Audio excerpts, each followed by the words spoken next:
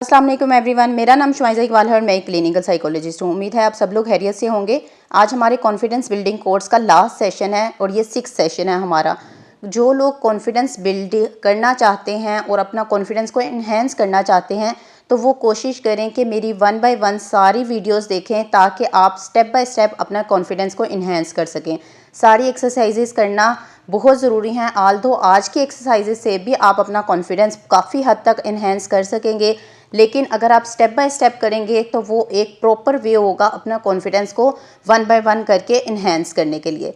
तो मैंने अपने तमाम सेशंस में पूरा कोर्स मैंने आप लोगों को सिखाया है कि किस तरह से आप आहिस्ता आहिस्ता अपने कॉन्फिडेंस को इन्हेंस करते सकते हैं और अपने कॉन्फिडेंस को बूस्ट कर सकते हैं। तो आज की वीडियो में मैं आपके साथ मज़ीद कुछ एक्सरसाइजेस शेयर करूंगी जिससे आपकी सेल्फ इस्टीम बूस्ट होगी और उससे ऑटोमेटिकली आपका कॉन्फिडेंस लेवल बहुत ही ज़्यादा इन्हेंस हो जाएगा। तो सबसे पहले जो मैं टेक्निक आपके साथ शेयर करूंगी उसको हम बोलते हैं सर्वे मेथड। समटाइम्स क्या होता है कि हमारी सोचें हमारी सेल्फ इस्टीम को बहुत ही ज़्यादा लो कर रही होती हैं। वो किस तरह से कि हम अपने इर्द गिर्द के लोगों को अपने आप से बहुत ज़्यादा बढ़तर समझ रहे होते हैं। हमें ये नहीं पता होता कि नेक्स्ट पर्सन जिसको हम बहुत ही ज़्यादा अपने आप से ऊपर समझ रहे हैं उसके फर्स्ट स्टेप्स क्या थे, या वो किस तरह से उसने पहली प्रेजेंटेशन दी थी, या वो अपने इस लेवल पर किस तरह का था। तो सर्वे मेथड बेस्ट मेथड है किसी को भी जज करने के लिए। सर्वे मेथड में आप लोगों ने क्या करना होगा, आपने एक कॉपी पेंसिल पकड़नी है और आपने किसी भी 5 से 6 पर्सन्स को जज करना है जो आपको लगता है कि वो आपसे बहुत ज़्यादा बढ़तर हैं, या अपने इर्द गिर्द से कोई भी आप लोग ले सकते हैं। आपने उनके बारे में लिखना शुरू करना है कि वो किस तरह के हैं, उनकी सेल्फ इस्टीम किस तरह की है। जब आप सर्वे मेथड करेंगे, आप लिखकर उनका मुआवजा करेंगे तो आपको पता लगेगा तरह जितने पानी में आप हैं उतने ही पानी में वो लोग भी हैं। हमें हमारी सोचें जो है ना वो हमारे बहुत लो फील करवा रही होती है, क्योंकि हमें नेगेटिव थिंकिंग की इतनी ज़्यादा आदत हो जाती है कि हम कभी भी पॉजिटिव थिंकिंग की तरफ जा ही नहीं पा रहे होते। हमारे जहन एक नेगेटिव थिंकिंग आती है वो भरकर 2 से 3, 3 से 4 होती रहती हैं और एक अनबार सा बना देती हैं हमारी जहन पे, और फिर उससे हमें लगता है हमारी सेल्फ इस्टीम तो बहुत ही लो है, हम तो ये काम कर ही नहीं सकते, फलां ये काम कर सकता है। तो अगर आप इस तरह से सर्वे मेथड देखेंगे आपको पता लगेगा कि आपके इर्द गिर्द के लोग भी उसी पानी में मौजूद हैं जिस पानी में आप मौजूद हैं। तो आपको उससे कॉन्फिडेंस बहुत इन्हेंस होगा। आपको लगेगा कि हाँ मेरे साथ ये लोग भी तो इसी तरह के हैं, तो जब ये लोग कर सकते हैं, अगर इन लोगों ने किया है तो मैं क्यों नहीं कर सकते। तो इस वजह से जब आप सर्वे मेथड को चूज़ करें, अपनी कॉपी पेंसिल लें और ये चीज़ देखें कि आपके इर्द गिर्द लोगों की सेल्फ इस्टीम कितनी लो है और वो किस तरह से उसको इन्हेंस कर रहे हैं। जब हमारी सेल्फ इस्टीम बहुत ज़्यादा लो हो रही होती है तो उसमें हम अपनी डिसीजन मेकिंग की पावर को बिल्कुल ख़त्म करना शुरू कर देते हैं। अगर हमारे अंदर डिसीजन मेकिंग स्किल्स अच्छी हो जाएं तो उससे हमारा सेल्फ इस्टीम बहुत जल्दी बूस्ट होना शुरू हो जाती है। बहुत से लोग कहते हैं हमसे तो डिसीजन नहीं लिया जाता, मैं किस तरह से फ़ैसला ले सकती हूँ, मुझसे तो ये काम होगा ही नहीं। तो हर काम, बड़े काम के पीछे छोटे छोटे काम मौजूद होते हैं। आप कोशिश करें अपने घर के छोटे छोटे फ़ैसले लेना शुरू करें। जैसे ही आप छोटे छोटे फ़ैसले लेना शुरू करेंगे उसमें जहां आपको कमी बेशी लगे नेक्स्ट टाइम आप उसको कोशिश करें उसको बेहतर करें और उसकी जगह पर कोई और काम करके उसको ज़्यादा बेहतर की तरफ लेके जाएं। इस तरह क्या होगा, जब आप घर में डिसीजन ले सकेंगे तो आपके अंदर थोड़ी पावर आएगी कि हाँ मैं डिसीजन ले सकती हूँ। जब आपके डिसीजंस बेहतर होना शुरू हो जाएंगे तो आप किसी बड़े डिसीजन की तरफ जा सकते हैं। इसके लिए एक और टेक्निक यूज़ होती है जो आपके डिसीजन मेकिंग स्किल्स को इन्हेंस करती है, उसको हम बोलते हैं cost and benefit of decision making.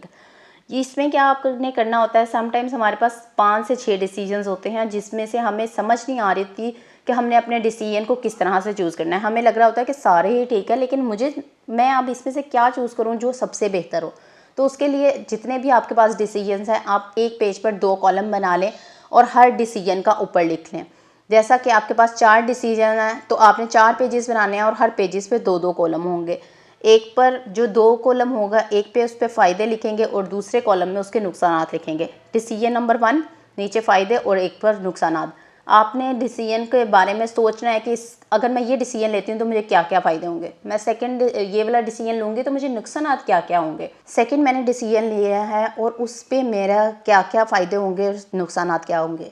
जब आखिर में जाएंगे 4 होंगे तो आपको पता होगा कि सबसे ज़्यादा जिसमें आपके फ़ायदे होंगे नज़र आ रहे होंगे, तो आपने कोशिश करनी है कि वो वाला डिसीजन अडॉप्ट करें ताकि आपकी डिसीजन मेकिंग स्किल मज़ीद अच्छी हो सके। याद रखें कि आप जितना ज़्यादा अपने डिसीजन से सेटिस्फाई होंगे, जब आप डिसीजन कर रहे होंगे उसमें सेटिस्फेक्शन लेवल आपका बहुत अच्छा है। आपको अपने डिसीजन से सेटिस्फेक्शन मिलनी चाहिए कि हाँ ये मैंने किया है, इससे ये मुझे फ़ायदे हुए हैं, तो मुझे लाजमी जो है नेक्स्ट टाइम डिसीजन लेना चाहिए। इससे आपकी सेल्फ इस्टीम में 50 से बढ़कर आपको 90% तक आपकी सेल्फ इस्टीम बूस्ट होगी, आपको इतना ज़्यादा फ़ायदा होगा।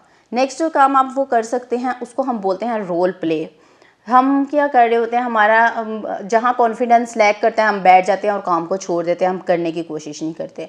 रोल प्ले की टेक्निक एक ऐसी टेक्निक है जिसमें हम क्या करते हैं, कोई भी ग्रुप ले लेते हैं, अपनी क्लास फेलोज़ ले लेते हैं जिनके साथ हम रोल प्ले करते हैं। हम कहते हैं कि मैंने प्रेजेंटेशन तैयार किया है, आप ये देखो मैं अपनी प्रेजेंटेशन में कहाँ कहाँ लैग कर रही हूँ।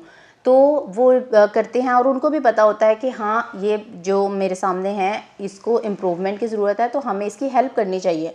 बहुत से लोग इस तरह से आपकी बहुत ज़्यादा हेल्प करते हैं और वो आपको बताते हैं, और जो भी वो आपको बताएंगे आपने उसको पॉजिटिव क्रिटिक के तौर पर लेना है, पॉजिटिविटी के तौर पर लेना है और फिर उसमें इम्प्रूवमेंट देखनी है। और उनसे ये लेकर उनसे पूछना है कि ये मेरी किस तरह से लैग करती है, उनसे क्वेश्चनिंग करनी है कि हाँ अगर आपने ये मुझे बताया तो ये किस तरह से करती है, मैं इसको किस तरह से इम्प्रूव करूँ, उनके पॉइंट ऑफ व्यूज़ देखने हैं आपने। इस तरह से क्या होगा कि आपको एक कॉन्फिडेंस मिलेगा कि मैंने 4 लोगों में सुनाया था और उन्होंने मेरी ये सेटिस्फेक्शन करवाई है और मैं इसको अब आगे लेकर चल रही हूँ और मैं इसको बहुत बेहतर दूँगी। ठीक है। नेक्स्ट जो हम टेक्निक यूज़ करते हैं उसको हम कहते हैं अपने पेंडिंग काम को अपने कंप्लीट लाजमी करें।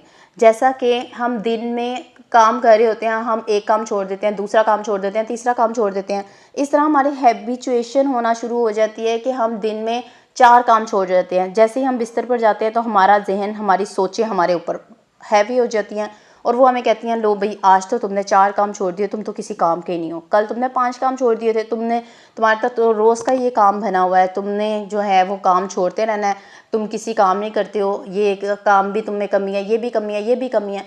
तो जब आप अपने टास्क को कंप्लीट करते जाएंगे ना, वहाँ आपके अंदर एकम्प्लिशमेंट की फीलिंग्स आएंगी। आपको पता होगा कि मैंने ये काम किया है और इसको पूरा किया है, और वो आपकी नेगेटिव थिंकिंग आप पर हैवी नहीं होगी। तो आप कोशिश करें जितने भी टास्क दिन में करें उसको कंप्लीट करने की कोशिश करें। उसमें से कोई भी काम ये ना करें कि अच्छा मैंने आज आधा कर लिया कल मैं पेंडिंग छोड़ दूंगी। इससे क्या होगा, आपके काम भी पाइल अप होते जाएंगे और आपकी नेगेटिव थिंकिंग भी आप पर असरअंदाज होती रहेगी। नेक्स्ट जो आती है वो हमारी होती है माइंड चैटरिंग। माइंड चैटरिंग क्या होती है, हम अपनी सोचों को पॉजिटिव रखने की कोशिश करनी चाहिए। जितना ज़्यादा हम पॉजिटिव रखेंगे, जितना ज़्यादा हम मुस्बत सोचेंगे, मुस्बत हम कलामी करेंगे, उतना ज़्यादा जो है हमारी सेल्फ इस्टीम बूस्ट होगी। जितना ज़्यादा हम पॉजिटिव सेल्फ टॉक करते हैं उससे हमारी एनर्जी ज़्यादा होती है, हमारी मोटिवेशन हाई होती है। और अगर हम अपने आप से नेगेटिव सेल्फ टॉक करते हैं तो हमारी मोटिवेशन उतनी ज़्यादा लो होती है और हम एक्टिविटीज़ को करते ही नहीं है, पेंडिंग छोड़ते रहते हैं। हम कहते हैं नहीं ये भी नहीं करना, वो भी नहीं करना, इस तरह नहीं करना, उस तरह नहीं करना। तो अपनी सोच के अंदाज़ को बेहतर करने की कोशिश करें। हम खुद से जो बात करते हैं उस अंदाज़ को बेहतर करें। हम अपने आप से, हम दूसरों को तो बहुत ज़्यादा बूस्ट कर रहे होते हैं लेकिन हम खुद से अच्छी बात नहीं कर रहे होते, हम खुद को बहुत लो फील करवाने की कोशिश कर रहे होते हैं। 90% तक लोग ये होते हैं कि उनकी नेगेटिव सेल्फ टॉक की वजह से वो आगे डिसीजंस नहीं ले पा रहे होते। तो इस वजह से कोशिश ये करें अपने आप से पॉजिटिव सेल्फ टॉक रखें ताकि आपके जो इंटरनल डायलॉग है वो अपने आप से वो आपकी सेल्फ इस्टीम को बूस्ट रखे। ये ना हो कि आप खुद में नेगेटिव फील कर रहे हैं, आपकी सेल्फ टॉक जो है वो इतनी नेगेटिव है कि आपके अंदर पॉजिटिविटी आ ही नहीं रही है। नेक्स्ट आ जाता है हमारी प्रोक्रेस्टिनेशन। प्रोक्रेस्टिनेशन क्या होता है, एक तो हम अपने रोज़मर्रा के कामों को पेंडिंग छोड़ देते हैं, मतलब कि आधा आधा छोड़ने की आदत होती है हमें कि अच्छा आधा कल कर लेंगे, अच्छा कर लेंगे। लेकिन प्रोक्रेस्टिनेशन ये होती है कि हम अपने कामों को शुरू ही नहीं कर पाते। हमारे अंदर किसी ना किसी चीज़ का खौफ होता है, डर होता है कि हम शुरू करेंगे तो हम पूरा नहीं कर पाएंगे या हमसे होगा नहीं। इस तरह के जो खौफ होते हैं ना, उसकी वजह से हम प्रोक्रेस्टिनेट कर रहे होते हैं। या हम कहते हैं अच्छा पहले मैं ये काम कर लूँ फिर मैं दूसरा करूँगी, अच्छा मैं फिर इस तरह ये वाले सारे छोटे छोटे काम कर लूँ, उसके बाद ये मेरा काम ज़्यादा बेहतर हो जाएगा। तो प्रोक्रेस्टिनेशन की अपनी आदत को ख़त्म करने की कोशिश करें। प्रोक्रेस्टिनेशन में 2 तरह की चीज़ें आ रही होती हैं, एक हमारे टाइम वेस्टर्स होते हैं और एक हमारे टाइम सेवर्स होते हैं। जो हमारे टाइम वेस्टर्स होते हैं ना, वो किस तरह के होते हैं, जैसे हमने मोबाइल फ़ोन अपने पास रखा हुआ है तो हम क्या करते हैं कि जैसे ही पढ़ने बैठे हैं तो मोबाइल में कोई नोटिफिकेशन आया तो हम मोबाइल पकड़ेंगे और हमारा 1 घंटा लग जाएगा और हमें पता भी नहीं लगेगा। टाइम सेवर्स क्या होते हैं कि हमारा बेस्ट टाइम कौन सा स्टडी करने का कंफर्टेबल है, हमारे टाइम सेवर अच्छा बैठकर कोशिश करें कि अपने टाइम वेस्टर्स को खत्म करें और अपने टाइम सेवर्स को इंक्लूड करते जाएंगे तो आपकी प्रोक्रेस्टिनेशन बहुत हद तक ख़त्म होना शुरू हो जाएगी। इसमें एक एलिमेंट ये भी आ जाता है कि आप अपनी प्रोक्रेस्टिनेशन के साथ साथ रीइंफोर्समेंट का एलिमेंट इसमें ऐड कर लें। रीइंफोर्समेंट क्या होती है, जैसे मैंने आपको बताया कि आपके टाइम वेस्टर्स हैं, मोबाइल आपके पास मौजूद है, आपको नोटिफिकेशन आया और आपने 1 घंटा लगा दिया, आप इसी को एज अ टाइम सेवर भी यूज़ कर सकते हैं। आप कहते हैं कि मैंने ये वाला चैप्टर ख़त्म करना है, उसके बाद मैं अपना मोबाइल पकड़ूंगी, और आपने मोबाइल 15 मिनट के लिए पकड़ना है। मतलब कि ये आपकी रीइंफोर्समेंट होगी, आपको पता होगा कि हाँ मैंने इसके बाद ये 15 मिनट के लिए मोबाइल यूज़ करना है, तो मैं अपना ये चैप्टर अच्छी तरह से मुझे जल्दी ख़त्म करना है। ठीक है। फिर एक और चीज़ आती है कि आपका मूवी देखने का बहुत दिल चाह रहा है, तो क्या आप करेंगे, आप कहेंगे कि हाँ मुझे जो है वो 2 ये चैप्टर्स ख़त्म कर लूँ, उसके बाद मैं मूवी ज़रूर देखूँगी। ये आपकी रीइंफोर्समेंट होती है जो आपको मोटिवेशंस दे रही होती है, आपके हर काम में आपको मोटिवेट कर रही होती है कि हाँ इस तरह करूँगी तो मैं ये काम अपने लिए करूँगी। आपकी ये जो पॉजिटिव एक्टिविटीज़ होती हैं अपने साथ, वो आपको इतना ज़्यादा रीइंफोर्स करती हैं कि आप ना तो प्रोक्रेस्टिनेट करते हैं, ना ही जो है आप अपने कोई भी कामों को अधूरा छोड़ने की आदत करते हैं। तो ये जितने भी मैंने आपको एक छोटी छोटी सी एक्सरसाइजेस बताई हैं, ये आप करें और उस पर अमल करने की कोशिश करें और देखें आपका सेल्फ इस्टीम इतनी जल्दी बूस्ट होगा कि आप खुद भी ये नहीं सोचेंगे कि मैं जो 1 महीना पहले थी वही मैं आज हूँ। आज ही आप कोशिश करें कि आप अपने आप को रेट करें कि आपकी सेल्फ इस्टीम कितनी है। 0 से लेकर 10 तक रेट करें। 0 का मतलब ये होगा कि मेरे अंदर सेल्फ इस्टीम बिल्कुल नहीं है, मेरे अंदर थोड़ी सी है सेल्फ इस्टीम, तो उसको आप 1-2 रेट कर सकते हैं। या आपके अंदर बहुत ज़्यादा सेल्फ इस्टीम है या नॉर्मल सी है तो 5-6 रेट कर सकते हैं। फिर आप ये वाली चीज़ों पर अमल करने की कोशिश करें और 1 महीने के बाद आप इसी रेटिंग को देखेंगे कि आपकी रेटिंग 9 से 10 पर मौजूद होगी। इसी तरह से जब आप अपने माइंड को जिस तरह से सेट करते हैं ना, एक मैनुअल मशीन है आपके पास, उसकी सेटिंग आपने जिस तरह से करनी है वो आपके अपने हाथ पर है। उसकी सेटिंग आप जिस तरह से आपने की हुई है, अभी तक तो आपने की हुई थी, अब आप कोशिश करें इसको मैनुअली डील करने की। आप अपनी सेटिंग्स, माइंड की सेटिंग्स को मैनुअली डील करें और देखें कि आप ज़िंदगी के कितनी ज़्यादा कामयाबियों की तरफ जा सकते हैं। अपनी सेल्फ इस्टीम को बूस्ट कर सकते हैं, अपने कॉन्फिडेंस को इन्हेंस करते हैं, हर चीज़ को आप इन्हेंस करते हैं। स्टेप बाय स्टेप तमाम वीडियोस आप मेरी ज़रूर देखें और कोशिश करें कि कामयाबी के लिए अपनी कॉन्फिडेंस को इस लेवल तक रखें कि आप अपने आप के लिए बेहतर महसूस कर सकें और अपने आप को ज़िंदगी को पॉजिटिव बना सकें। उम्मीद है आज की वीडियो आपको अच्छी लगी होगी। वीडियो अच्छी लगी है तो इसको लाइक और शेयर ज़रूर करें और चैनल को सब्सक्राइब करना ना भूलिएगा। इसके साथ ही मुझे इजाज़त दें, अपनी दुआओं में मुझे याद रखिएगा। टेक केयर, अल्लाह हाफिज़।